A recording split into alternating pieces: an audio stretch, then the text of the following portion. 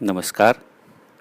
कक्षा 12वीं, विषय हिंदी, आरोह, भाग 2 से पाठ संख्या 2, पतंग कविता, जिसके कवि आलोक धनवा है। इस कविता की व्याख्या एवं समझूती प्रस्तुत करने हेतु मैं वनराज चावड़ा आज आपके सामने उपस्थित हूँ। प्रिय दोस्तों, हम इस कविता की समझूती एवं व्याख्या 2 भागों में समझने का प्रयास करेंगे। तो आइए दोस्तों, पतंग कविता की व्याख्या करने से पहले कविता के कवि आलोक धनवा जी का हम परिचय प्राप्त करते हैं। कवि आलोक धनवा का जन्म 2 जुलाई 1948 को बिहार के मुंगेर जनपद में हुआ था। इन्होंने कम उम्र में ही गिनी चुनी कविताओं से अपार लोकप्रियता प्राप्त कर ली थी। आलोक धनवा बिल्कुल ही नए कवि हैं। नए कवि इस मायने में भी हैं कि इनका एकमात्र संग्रह दुनिया रोज बनती है 1998 में प्रकाशित हुआ। इन्होंने कभी थोक में कविताएं नहीं लिखी, यानी कि संख्या में अधिक कविताएं इन्होंने नहीं लिखी है। कवि आलोक धनवा ने 1972-73 में कविता लिखना शुरू किया था और तभी से इनकी कविताओं पर काफ़ी चर्चाएं हुई। चर्चाएं इसलिए भी हुई कि इनकी कविताएं लोगों की जुबान पर चढ़ जाती थी, याद हो जाती थी। और ये इसलिए भी महत्वपूर्ण है कि नई कविताओं के दौर में कविताएं लोगों की जुबान पर नहीं चढ़ती थी, लेकिन कवि आलोक धनवा की कविताएं लोगों की जुबान पर चढ़ जाती थी। साथ ही विचार की दृष्टि से भी इनकी कविताएं सशक्त हुआ करती थी, और ऐसे सशक्त विचार के साथ आने वाली कविताएं लोगों की जुबान पर चढ़ जाएं, ये अपने आप में विरोधाभासी बातें थी। और इसीलिए इनकी कविताओं की काफ़ी चर्चा हुई। इन्होंने बहुत कम लिखा। इनका एकमात्र संग्रह है, किंतु इनकी कविताओं पर ऐसे चर्चाएं हुई जैसे किसी संग्रह पर चर्चाएं होती हैं। इनकी रचनाएं जैसे कि जनता का आदमी, भागी हुई लड़कियां, ब्रूनो की बेटियां, ये बड़ी मशहूर कविताएं हैं। इनकी साहित्यिक विशेषताओं की बात करें तो इनकी कविताओं में सामाजिक चेतना का स्वर सुनाई देता है, शोषितों के प्रति सहानुभूति और राजनीति पर करारा व्यंग दिखाई देता है। कवि ईश्वर की अपेक्षा मानवता में अधिक विश्वास करते हो, ऐसी उनके काव्यों की अभिव्यक्ति है। भाषा शैली की दृष्टि से देखें तो उनकी भाषा सरल एवं सरस है। उनके मुहावरों में नयापन है। उनकी भाषा नवीन प्रतीकों व बिंबों की सजावट लेकर आती है और छंद मुक्त भाषा इनकी है। ऐसे महान कवियों में जिनकी गिनती हो सके, ऐसे आलोक धनवा, जिनके बारे में मैं कहूँ तो हिंदी कविता को एक नई पहचान देने वाले कवि का नाम है आलोक धनवा। जनता की आवाज़ में जनता के लिए कविताएं लिखने वाले कवि का नाम है आलोक धनवा। लीक से हटकर नए ढंग की कविताएं लिखने वाले कवि का नाम है आलोक धनवा। तो ऐसे विशिष्ट एवं कवि की अपेक्षा सामाजिक कार्यकर्ता के रूप में वे ज़्यादा प्रसिद्ध हुए हैं। ये हुआ हमारी इस कविता के कवि का परिचय। तो चलिए आज हम इन्हीं आलोक धनवा जी की कविता पतंग की व्याख्या एवं समझूती प्राप्त करें। इसके पहले हम इसका सार समझ लेते हैं। यह कविता कवि की कविताओं का एकमात्र संग्रह दुनिया रोज बनती है से उद्गृत है। यह एक लंबी कविता है जिसके तीसरे भाग को पाठ्यपुस्तक में शामिल किया गया है। इस रचना के माध्यम से कवि बाल सुलभ क्रियाकलापों, इच्छाओं एवं उमंगों का बड़ा सुंदर चित्रण करते हैं। साथ ही प्रकृति में हो रहे परिवर्तन को व्यक्त करने के लिए सुंदर बिंबों का प्रयोग भी कवि ने यहाँ किया है। पतंग आसमान की ऊंचाइयों पर उड़ते हुए बाल मन को अनेकानेक रंग बिरंगी भावों से भर देती है, जिसे बाल मन न केवल छूने की कोशिश करता है बल्कि उसके पार जाने के लिए लालायित रहता है। क्योंकि पतंग जो बच्चों की रंग बिरंगी उमंगों का सपना है, ऐसा सपना जिसे वे ऊंचाइयों तक ले जाना चाहते हैं। आसमान में उड़ती हुई पतंगे ऊंचाइयों की वो सीमाएं हैं जहां बच्चों का मन पहुंचना चाहता है। कवि ने इसमें बच्चों की दौड़ धूप और प्रकृति के परिवर्तन दोनों की बात की है। कविता धीरे धीरे हमें बिंबों की दुनिया में ले जाती है। कविता में शरद ऋतु का चमकीला इशारा, रंगीन तितलियों का संसार, दिशाओं का मृदंग बजाना और पुल पार करके शरद ऋतु का आना, ये सारे बड़े ही मनोहारी बिंब है। बच्चे पतंग को उड़ता हुआ देखकर या उसे उड़ाते हुए छत के कोने से गिरने के भय को त्याग कर उस पर विजय पाने की, गिर गिर कर संभलने की कोशिश करते हैं और हर बार पतंगों को सबसे ऊंचा उड़ाने के लिए, यानी कि अपनी इच्छाओं और आकांक्षाओं को ऊंचा ले जाने के लिए प्रयास करते रहते हैं। अंधेरे भादों के बाद उजाले शरद के आगमन की, इसीलिए तो वे प्रतीक्षा करते रहते हैं। इस रचना में कवि आलोक धनवा ने सहज भावों के अनुकूल शब्दों का प्रयोग कर स्वाभाविक वर्णन किया है और अनेकानेक कुछ विशिष्ट शब्दावलियों के माध्यम से प्रकृति के बिंबों का मानवीकरण कर दिया है। इतना ही नहीं, वे बिंब एकदम जीवंत और सजीव लगते हैं। ऐसी ये सुंदर कविता है। आइए अब शुरू करते हैं कविता पतंग। सबसे तेज बौछारे गई, भादो गया, सवेरा हुआ, खरगोश की आंखों जैसा लाल सवेरा।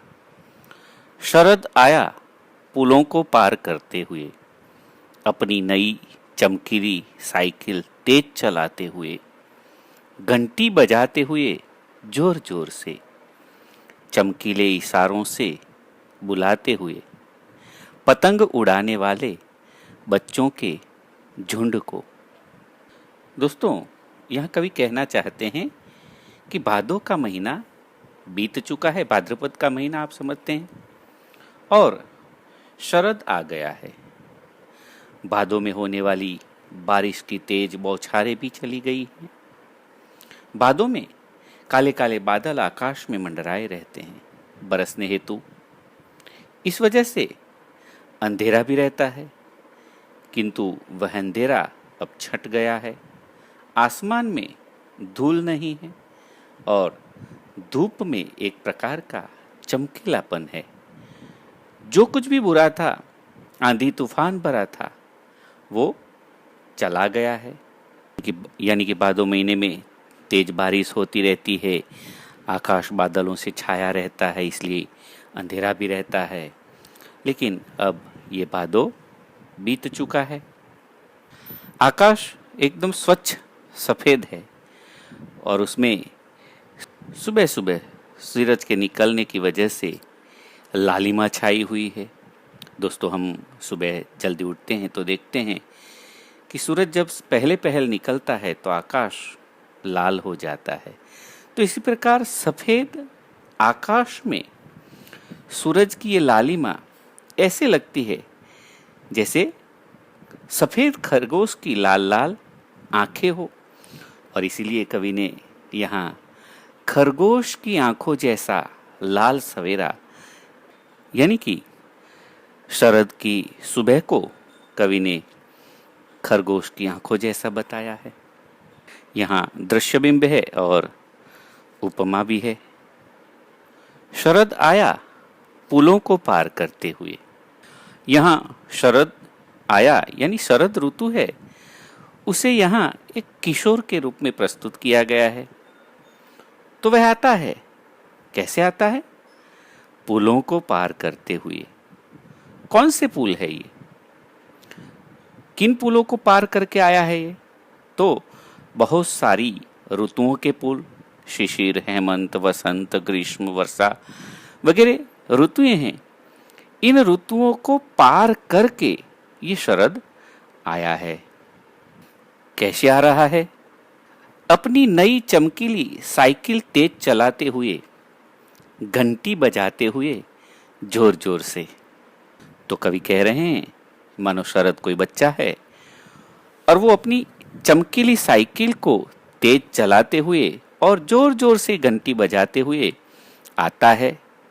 चमकीली साइकिल मतलब ये सुबह के बाद सूरज थोड़ा और ऊपर उठ जाता है तो उसकी चमक, उसका तेज और बढ़ जाता है। तो सूरज की चमकीली किरणें चारों ओर फैल रही है और इन चमकीली किरणों के इशारे से ही शरद रूपी बालक पतंग उड़ाने वाले सारे बच्चों के झुंड को अपने पास बुला रहा है और मानो कह रहा है कि देखो, मौसम सुहाना हो गया है और पतंग उड़ाने के लिए अब यह उपयुक्त समय है।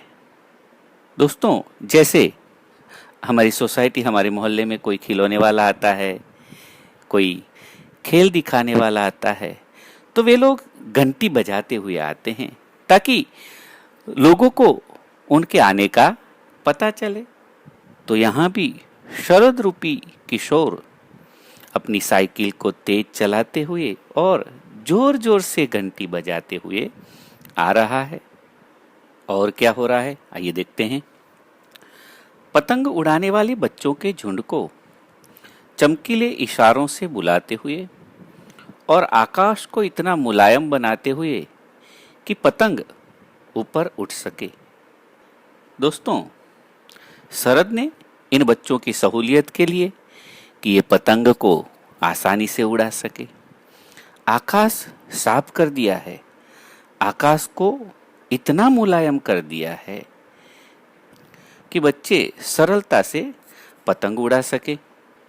दोस्तों, शरद ऋतु में आकाश बड़ा साफ हो जाता है, सुहावना लगता है, हल्की सी सर्दी शुरू हो जाती है। तो कवि कह रहे हैं कि आकाश को शरद ने मुलायम बना दिया है ताकि पतंग बहुत ऊंचे तक उड़ सके। आगे वे कहते हैं, दुनिया की सबसे हल्की और रंगीन चीज उड़ सके, दुनिया का सबसे पतला कागज उड़ सके, बांस की सबसे पतली कमानी उड़ सके, कि शुरू हो सके सीटियों, किलकारियों और तितलियों की इतनी नाजुक दुनिया। प्रिय छात्रों, हम जानते हैं कि पतंग का जो कागज है बहुत पतला होता है। यहाँ सुपरलेटिव डिग्री का प्रयोग किया गया है, यानी उससे पतला और कुछ नहीं हो सकता। ज़्यादातर जब सुपरलेटिव डिग्री का प्रयोग किया जाता है तो अतिशयोक्ति की ओर ले जाता है, किंतु यहाँ सुपरलेटिव डिग्री को भी इस तरह वास्तविक रूप में कवि ने प्रस्तुत किया है कि हमें लगता है यही सत्य है। क्योंकि पतंग के कागज से पतला और क्या होगा? क्या इससे किसी को भी कोई शक हो सकता है? क्या शक की कोई गुंजाइश है? इससे पतली कमानी हो सकती है? पतंग में जो बांस की तीली का प्रयोग किया जाता है वह भी बहुत पतली होती है।